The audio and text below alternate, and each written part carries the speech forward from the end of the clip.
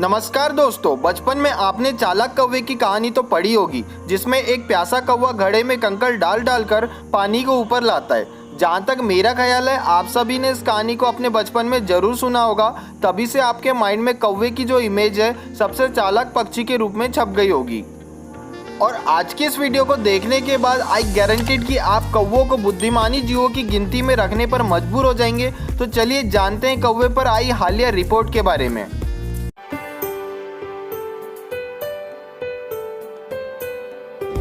तो साथियों, जैसा कि आप जानते हैं, कौवे को सबसे चालाक पक्षी माना जाता है। भले ही इस पक्षी की खोपड़ी में बहुत छोटा दिमाग हो, लेकिन ये जीरो का मतलब समझता है। इस बात का खुलासा हाल ही में एक स्टडी में हुआ है। वैसे जीरो की अवधारणा 5वीं सदी में या उससे थोड़ा पहले दी गई थी।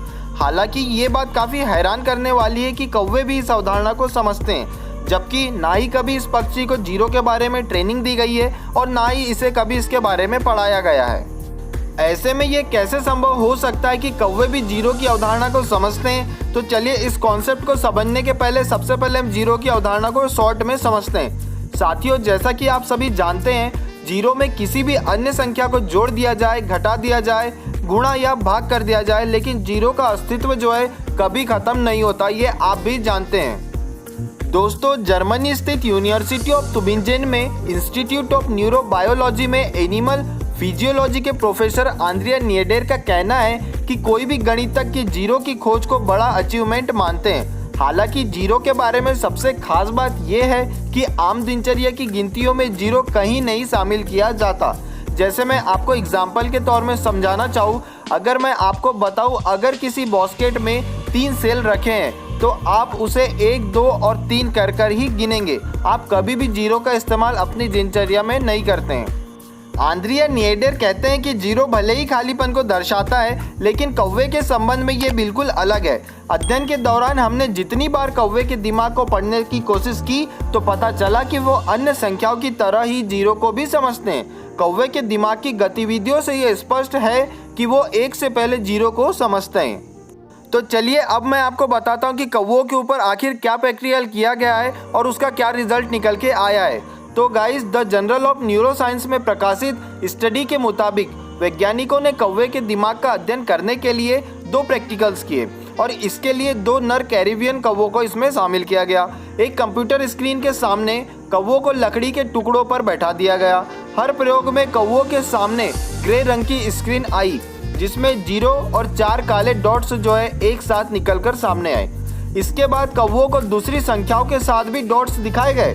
कौवे स्क्रीन पर जैसे ही किसी 2 तस्वीर को एक समान देखते तो वो तुरंत स्क्रीन पर चोंच मारते या फिर उस इमेज के साथ अपना सिर हिलाते थे। अगर संख्या नहीं मिलती तो वो चुपचाप बैठे रहते थे। इसके अलावा साल 2015 में कौवों के ऊपर एक स्टडी की गई थी, जिसमें ये रिजल्ट निकल के आया था कि आप कौवों के सामने यदि 2 फोटोज जो कि सेम है उनको रखें और 2 फोटोज जो कि डिफरेंट है उनको रखें, तो इनके बीच का जो अंतर है, डिफरेंस है, उसको कौवे जो थे 75% तक समझ लेते हैं। यह study proceedings of the national academy of sciences में प्रकाशित भी हुई थी।